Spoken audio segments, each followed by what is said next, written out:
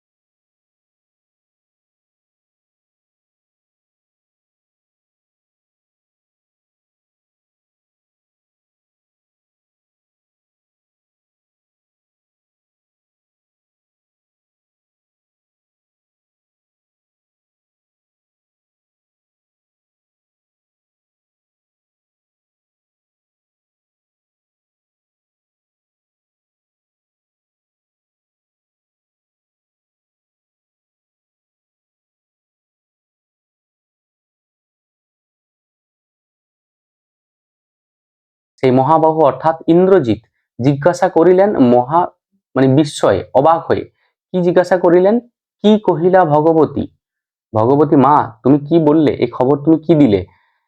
কে বধিল কবে প্রিয়ানুজে? প্রিয়ানুজ, প্রিয় এবং অনুজ দুটি শব্দ যুক্ত হয়ে প্রিয়ানুজ হয়েছে, অর্থাৎ প্রিয় ভাই। কে বধ করিল আমার প্রিয় ভাইকে? কবে, কখন? কেন কেন এরকম তিনি অবাক হয়ে এরকম কথা বলেছিলেন যে কে বধিল কবে প্রিয়ানুজে? তার কারণ হলো এটাই, কারণ নিশারণে সংহারিনু আমি রঘুবরে। নিশারণ, নিশা শব্দের অর্থ রাত্রি, অর্থাৎ নিশারণে রাত্রিকালীন যুদ্ধে আমি রঘুবর অর্থাৎ রামকে হত্যা করেছি, সংহার করেছি, বধ করেছি। তো শুধু বধ করেছি এমন নয়, খণ্ড খণ্ড করিয়া কাটিনু বরসি প্রচন্ড স্বর বৈরী দলে। অর্থাৎ শুধু বধ করেছি এমন নয়, টুকরো টুকরো করে আমি কেটে দিয়েছি, তীর বর্ষণ করে, প্রচন্ড তীর বর্ষণ করেছি বৈরী দল। বৈরী অর্থ শত্রু, শত্রু দলের ওপরে আমি প্রচন্ড তীর বর্ষণ করেছি এবং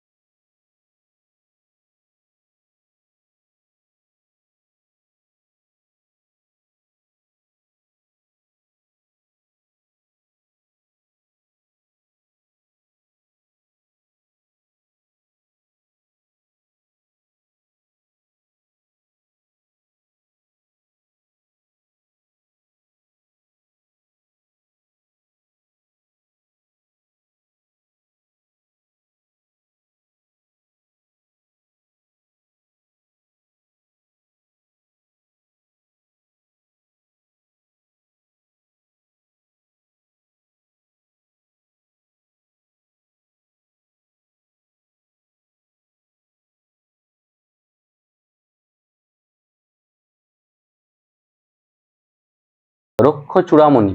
রক্ষ, দুটো রক্ষ আছে, একটা রক্ষতে আমরা দেখতে পাই র কয় মূর্ধন্য স, কিন্তু তার পিছনে বিসর্গ নেই। আরেকটা আছে র কয় মূর্ধন্য স এর সঙ্গে বিসর্গ যুক্ত হয়েছে। রক্ষ শব্দের অর্থ রক্ষা করা, এবং র কয় মূর্ধন্য স এর সঙ্গে যেখানে বিসর্গ যুক্ত হয়েছে তার অর্থ হলো রাক্ষস। তার মানে এখানে অর্থ হলো রক্ষ রক্ষ কুলমান, রক্ষ রক্ষা করো, রক্ষ কুলমান রক্ষ কুলের মান, রাক্ষস কুলের মান সম্মান রক্ষা করো এই ভয়ানক যুদ্ধে।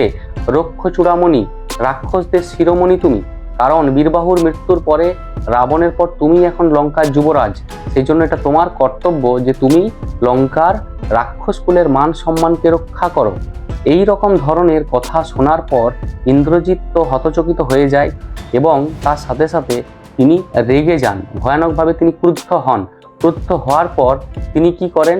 ক্রুদ্ধ হওয়ার পর ছিঁড়িলা কুসুম দাম রোষে মহাবলী মেঘনাথ, ছিঁড়িলা মানে তিনি ছিঁড়ে ফেলেন, কুসুম দাম অর্থাৎ ফুলের মালা, রোষে মানে রেগে ক্রুদ্ধ হয়ে, মহাবলী মেঘনাথ, মহাবলী বীর যোদ্ধা মেঘনাথ ইন্দ্রজিৎ তিনি কি করেছিলেন? তার গলাতে যে ফুলের মালাটি ছিল তিনি ছিঁড়ে ফেলেছিলেন, এবং তার সাথে সাথে ফেলাইয়া কনক বলয় দূরে, হাতে যে সোনার বালাগুলি পরেছিলেন, কনক বলয়, কনক মানে সোনা, বলয় মানে বালা, হাতে সোনার বালা অর্থাৎ কাঁকনগুলি যেগুলি তিনি হাতে পরেছিলেন সেগুলি তিনি দূরে ছুঁড়ে ফেলে দেন। তার সাথে সাথে কি করেন? পদতলে পড়ি শোভিল কুণ্ডল, পদতল অর্থাৎ পায়ের তলে তার কানের দুল যেগুলো ছিল সেগুলো তিনি ছিঁড়ে ফেলে দেন, এবং সেইগুলোকে মধুসূদন তুলনা করেছেন কিভাবে? যে কুণ্ডল অর্থাৎ কানের দুলগুলি এই মেঘনাথের পায়েরতে পড়েছিল সেগুলিকে লাগছিল কিরকম? যথা অশোকের ফুল অশোকের তলে আভাময়, অশোক গাছের তলাতে অশোকের ফুল পড়ে থাকলে যেরকম দেখতে লাগে ঠিক তেমনই বোধ হচ্ছিল। তো এরপর এই যে এগুলো সমস্ত কিছু কিন্তু ইন্দ্রজিৎ রাগের বশে করেছেন, ঠিক আছে? তো তারপর তিনি কি করছেন? ধিক মোরে কহিলা গম্ভীরে কুমার, তিনি নিজেকে ধিক্কার জানাচ্ছেন। ধিক্কার জানাচ্ছেন কি কারণে?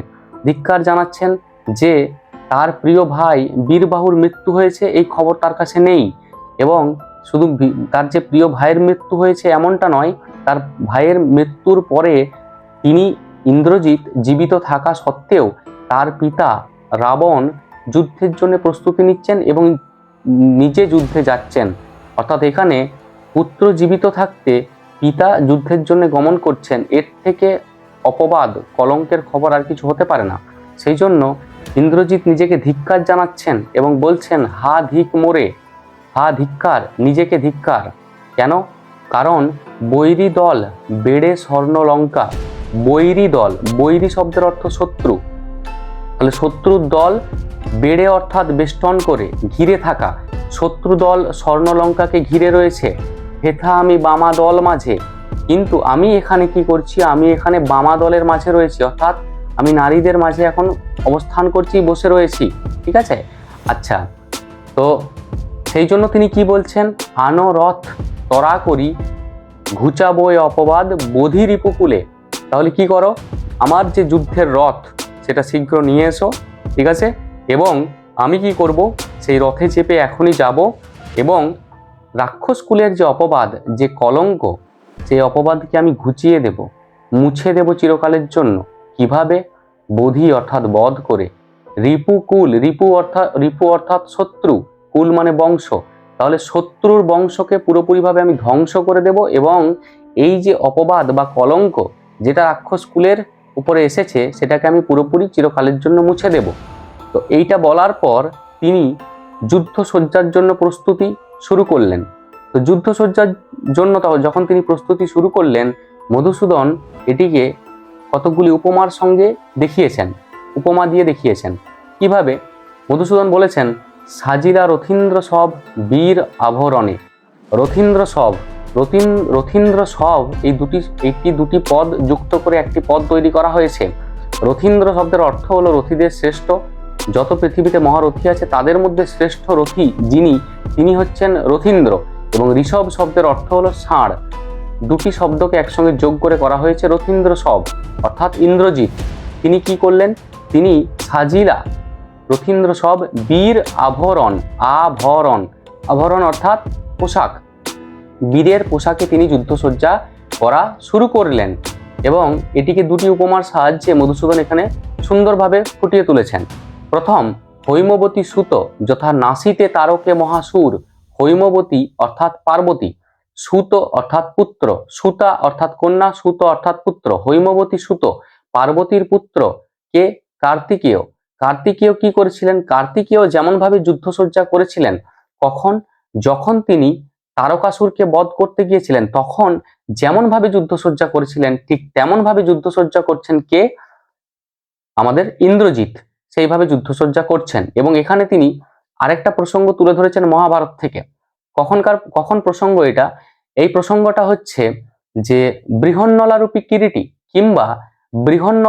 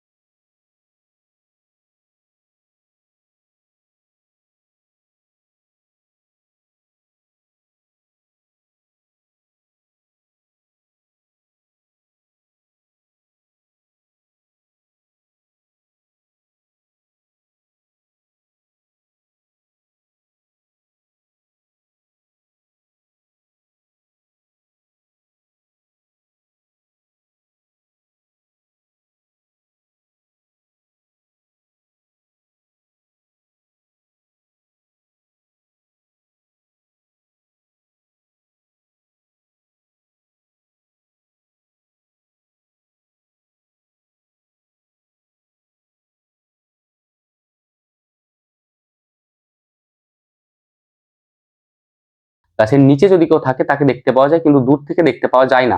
তো সেই কারণের জন্য তারা শমী বৃক্ষকে বেছে নিয়েছিলেন যুদ্ধসজ্জা করার জন্য। শমী বৃক্ষর তলাতে তারা যুদ্ধসজ্জা করেছিলেন।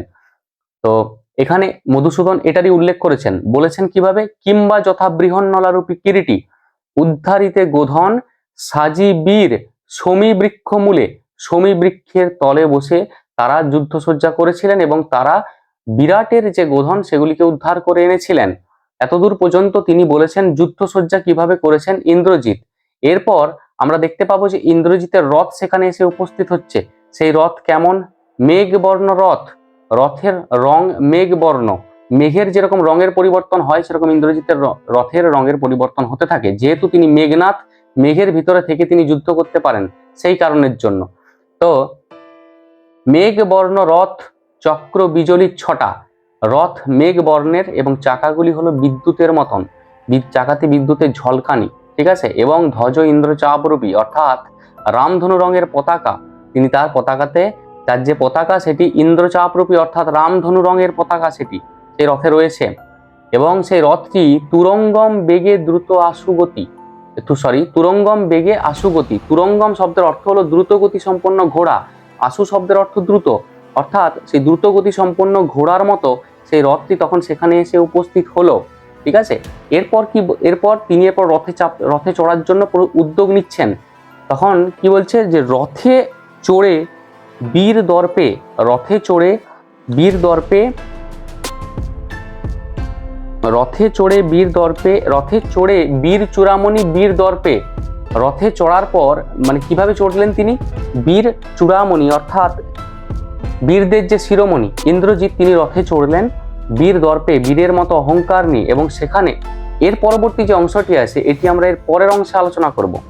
এখানে আমরা দেখতে পাবো প্রমীলা অর্থাৎ ইন্দ্রজিতের যে স্ত্রী, তিনি আসছেন ইন্দ্রজিতের কাছে এবং ইন্দ্রজিৎকে বারবার অনুরোধ করছেন, তার হাতগুলি জোড়হাত করে বা তার হাতগুলি করযুগলকে ধরে অনুরোধ করছেন যে প্রমীলাকেও যেন তার সঙ্গে নিয়ে যাওয়া হয়।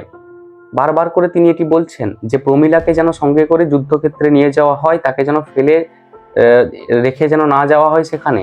এবং এই কারণের জন্য বারবার তিনি অনেক উপমা ব্যবহার করছেন, যেমন হাতি যেমন করে যখন জঙ্গলের ভিতর দিকে চলে যায় তখন তার পায়ে যখন লতারা জড়িয়ে পড়ে তখন হাতি কি সেই লতাদেরকে ফেলে দেয় বা ফেলার চেষ্টা করে, হাতি তো তার লক্ষ্যে চলে যায়। এরকম ভাবে তিনি অনেক রকম উপমা দিয়ে বোঝানোর চেষ্টা করছেন। ইন্দ্রজিৎ সর্বশেষে তাকে সান্ত্বনা দিচ্ছেন যে প্রমীলা তাকে যে বন্ধনে বেঁধেছেন অর্থাৎ বিবাহ বন্ধনে আবদ্ধ করেছেন সেই বন্ধন থেকে মুক্ত করা কিন্তু কারো পক্ষে সম্ভব নয়। এবং এটি বলে তিনি প্রমীলার কাছ থেকে বিদায় নিচ্ছেন এবং রথে চড়ে তিনি চলে যাচ্ছেন যুদ্ধক্ষেত্রে।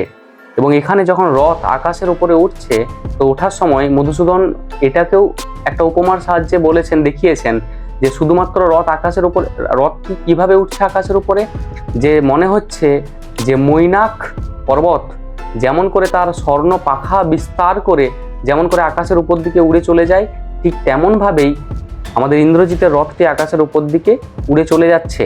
আচ্ছা, এখানে একটা জিনিস বলে রাখি, মৈনাক শৈল, মৈনাক শৈল হলো মৈনাক পর্বত, যিনি হলেন হিমালয়ের জ্যেষ্ঠ পুত্র, হিমালয়ের জ্যেষ্ঠ পুত্র এবং পার্বতীর ভাই, দাদা, বড় দাদা, তিনি হলেন মৈনাক।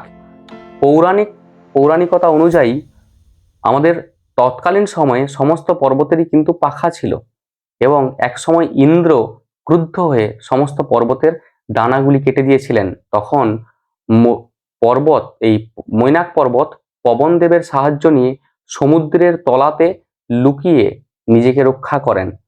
এবং এই উপকার স্বরূপ যখন লক্ষণের শক্তিশালী লেগেছিল তখন কিন্তু হনুমান যখন গন্ধমাদন পর্বত আনতে যাচ্ছিলেন সেই সময় মৈনাক সমুদ্রের তলা থেকে উঠে তার মাথাটি বের করেছিলেন, সেখানে হনুমানকে কিছুক্ষণ বসতে দিয়েছিলেন, বিশ্রাম নিতে দিয়েছিলেন সেই উপকার স্বরূপ। ঠিক আছে, এই ঘটনা পুরাণে বর্ণনা করা আছে এর সম্পর্কে। তো সেই মৈনাক শৈল যেমন করে উড়ে গেলে যেরকম দেখতে লাগে,